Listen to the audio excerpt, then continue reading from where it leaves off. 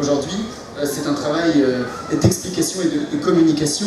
Elle doit expliquer quelles seront exactement les conséquences du Brexit, notamment en matière d'économie, et notamment avec la question du déficit et de l'argent qui est mis dans le Royaume-Uni. Étant entendu que c'est l'Écosse est le pays du Royaume-Uni qui a le plus donné pour le Royaume-Uni. Donc c'est un calcul qui est très difficile à faire pour Nicola Sturgeon aujourd'hui. Et aussi d'essayer de...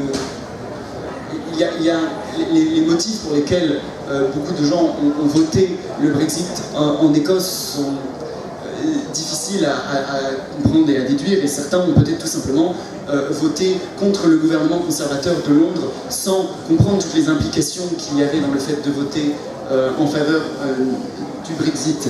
Et donc, bien évidemment, la prochaine échéance pour le SNP, ce sont les élections de 2021, pendant lesquelles il s'agira de constituer une solide majorité, notamment avec le parti des Greens, le parti écologiste écossais.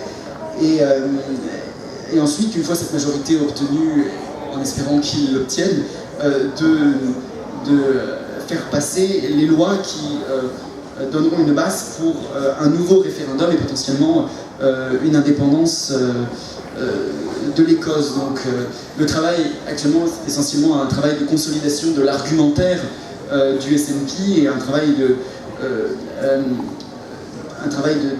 de communication important et c'est essentiellement un message de persévérance que le SNP veut porter. Monsieur Gibson utilisait là l'image d'un roi, was it the king? Le roi Robert Bruce, un roi écossais du XIVe siècle qui était...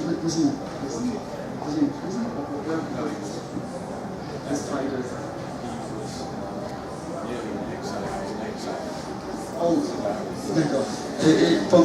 Lors de son exil en Irlande, oui, il observait les araignées qui se déplaçaient dans la cave de l'endroit où il se trouvait et faire des allers-retours incessants jusqu'à parvenir à tisser une toile. Et c'est cette image qu'on pourrait appliquer aujourd'hui à ce que doit faire le SNP, c'est-à-dire